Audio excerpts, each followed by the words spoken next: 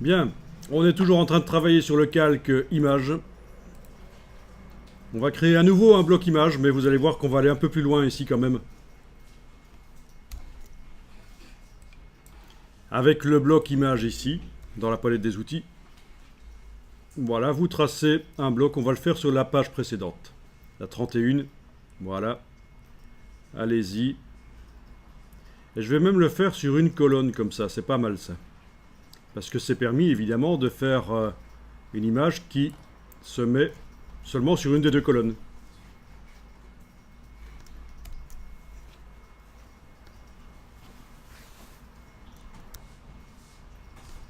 On va aller chercher la palette habillage, menu fenêtre, habillage de texte.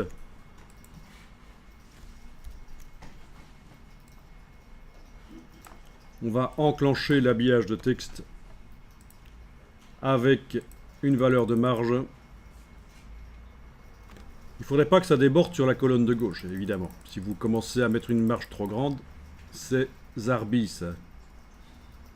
Donc voilà, on a une gouttière quand même assez large. Là, l'espacement entre les colonnes, la gouttière est assez large. Mais bon, voilà, par exemple, je mets 4 mm de marge d'habillage pour repousser le texte un peu plus loin du bloc.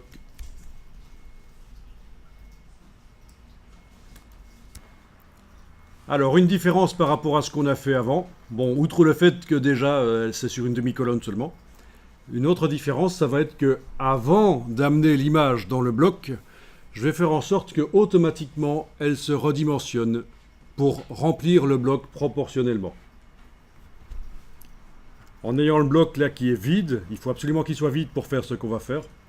On va dans le menu Objet, Ajustement,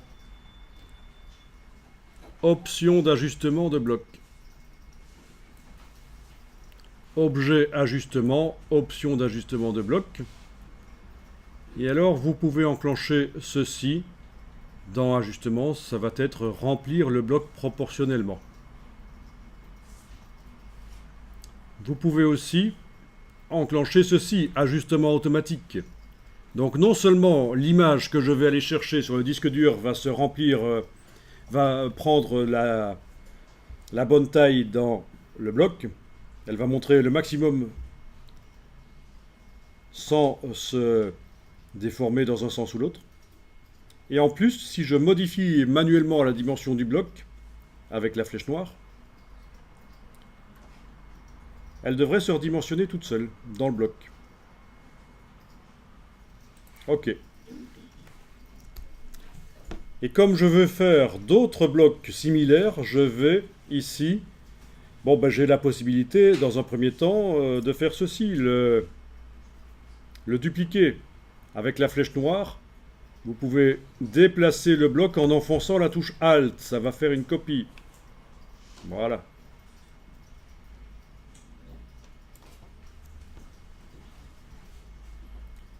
Quand on déplace un élément avec la touche Alt dans les logiciels Adobe, ça fait une copie.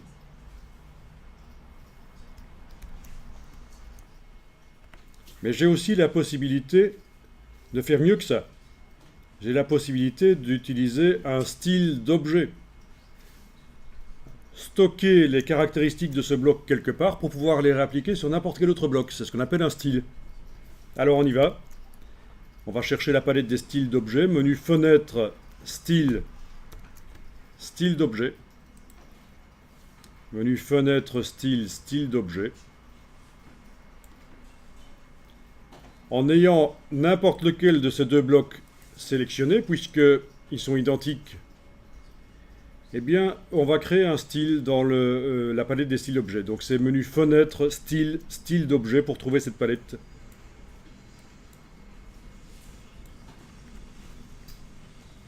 On va dans le menu de la palette style d'objet et on demande nouveau style d'objet. Ou alors, en ayant la touche Alt enfoncée, on clique sur le bloc de feuilles.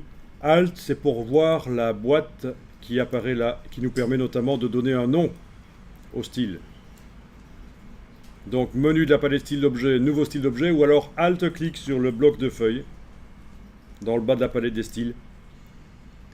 Et les caractéristiques du bloc qui était sélectionné ont été intégrées dans le style, notamment l'habillage qui doit se trouver quelque part. Voilà, là, habillage et divers, je retrouve ma valeur de 4 mm. Au niveau des options d'ajustement de bloc, cliquez là-dessus pour vraiment bien enclencher le petit V. Je retrouve ce que j'avais choisi, l'ajustement automatique, remplir le bloc proportionnellement. Parfait, je donne le nom ici au style, je vais l'appeler image flottante. Flottante pourquoi? Parce que ça veut dire que je peux la placer où je veux sur le texte. Elle n'est pas ancrée dans le texte ANCRE comme une encre de navire. Elle n'est pas attachée au texte, elle est flottante, je la place où je veux. Avec habillage et ajustement.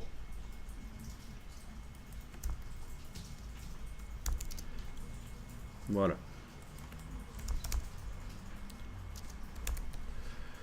Évidemment, ça devient long. Vous pouvez utiliser des raccourcis si vous voulez. L'essentiel, c'est de se souvenir à quoi sert ce style. Je clique sur OK et voilà, il est là. Image flottante avec habillage et ajustement proportionnel. Vous n'êtes pas obligé de faire un nom aussi long que ça, tant que vous vous souvenez que ça correspond au bloc image. OK. Vous pouvez aller sur les pages suivantes et on va créer deux blocs avec les diagonales là. Voilà. Premier bloc.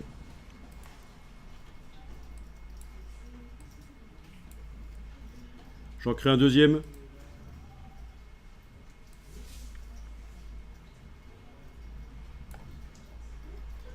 Ok, vous les voyez, pas de problème? Sur les pages 32 et 33, j'ai fait un bloc de demi-colonne. Un bloc image.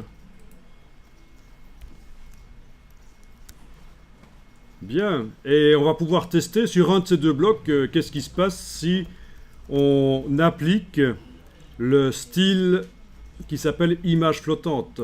Vous allez laisser pour l'expérience un de ces deux blocs des pages 32 et 33, un de ces deux blocs sans lui appliquer le style. Vous l'appliquez le style seulement sur un des deux, comme ça vous allez voir ce qui se passe. Donc j'active un des deux blocs et j'applique le style d'objet. Voilà. Et là, on voit que ça marche déjà, il repousse. Il repousse le texte. Et vous allez pouvoir placer les images. Alors tout à l'heure, on a placé en allant dans le menu Fichier, Importer. On va placer par Glisser-Déposer maintenant. Comme ça, vous voyez que ça fonctionne aussi.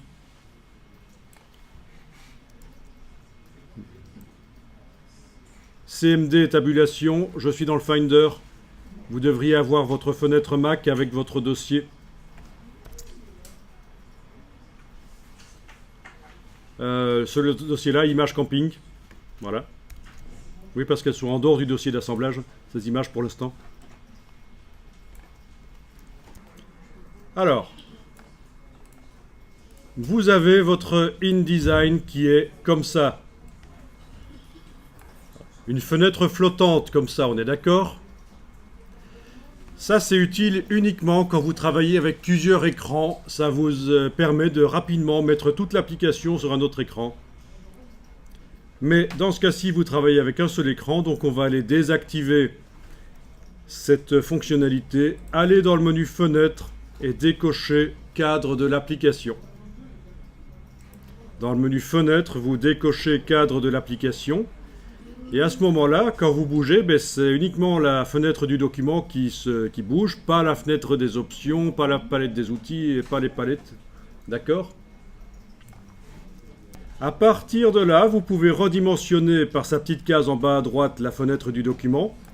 Et si vous voyez par ailleurs la fenêtre du gestionnaire de fichiers avec les images, vous allez pouvoir faire du glisser-déposer. Donc plutôt que de sélectionner un bloc et de demander fichier importer, vous glissez-déposez les images. Je vais tester sur les pages ici, la page 30 et 31. Je vais tester ça, le glisser-déposer, avec deux des images que je n'ai pas encore utilisées. Donc celle que j'ai utilisée, c'est celle-là et celle-là dans mon cas, mais je vais prendre celle-là, je la déplace là-dessus, sur le bloc. Et voilà. J'en ai encore une autre que j'ai pas utilisée, là, voilà celle-là. Je la déplace sur le bloc. Voilà. Ok, il ne m'en reste plus qu'une. C'est pas grave. J'aurais dû en avoir 6 en fait. C'est pas grave. Sur la page suivante, je déplace la dernière que j'ai pas encore utilisée dans un des blocs. Voilà. Et je vais redéplacer encore une de celles que j'ai déjà utilisées. C'est pas grave. Je peux montrer aussi un détail en fait de la photo. La même photo à deux endroits. Je montrerai éventuellement un détail. Bon, alors normalement, vous auriez dû remarquer que les photos qui sont arrivées dans les blocs qui avaient l'ajustement automatique réglé, eh ben, elles se sont redimensionnées. Bon, parfois ça marche pas, mais normalement, chez moi, en tout cas, ça a marché. Elles se sont redimensionnées. Alors, voilà. Sauf la dernière, c'était pas réglé, c'était juste un bête bloc qui avait été fait. On avait appliqué, on n'avait pas manuellement été modifié l'habillage ni l'ajustement avant d'amener l'image. On n'avait pas fait ça. On n'avait pas non plus appliqué le style d'objet image flottante qui aurait permis que ces choses aillent tout de suite dessus, l'habillage et le redimensionnement. Bon, il est encore temps de le faire après, hein. Cette image-là, si vous appliquez le style d'objet maintenant, voilà, ça habille et ça redimensionne. Alors ceux chez qui ça n'a pas marché, vous pouvez tester ceci. Vous sélectionnez avec la flèche noire donc le bloc, et si il est indiqué un petit signe plus ici, à côté du nom du style, vous faites un Alt-clic, et ça va forcer le style à s'appliquer vraiment sur le bloc. Et là, ça peut peut-être marcher. Donc, il faut sélectionner avec la flèche noire le bloc image et lui appliquer le style. Et s'il y a un petit signe plus, il faut forcer l'application avec Alt-clic sur le nom du style. Allez-y. De toute façon, tout le monde doit faire ça. Tout le monde doit sélectionner les petites images demi-colonnes là et leur appliquer le style image flottante.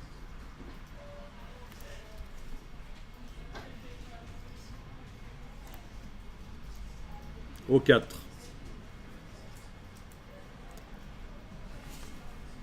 Ah, peut-être même aux autres aussi.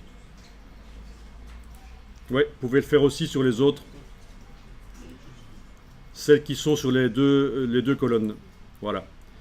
Bon, bien sûr, l'agrandissement a été perdu, c'est pas très grave. Leur positionnement a été perdu aussi, c'est pas très grave. C'est vite fait. En fait, il faut qu'avant de mettre les images, normalement, elles utilisent le style d'objet, c'est mieux. Ok, n'hésitez pas à enregistrer le document. Est-ce que vous voyez que ça commence à ressembler vaguement à quelque chose de pas trop mal? Ça devient un peu plus agréable à lire. Un peu plus intéressant et attractif comme document. Dès qu'il y a des images qui sont mises et qui empêchent qu'il y ait trop de texte sur chaque page.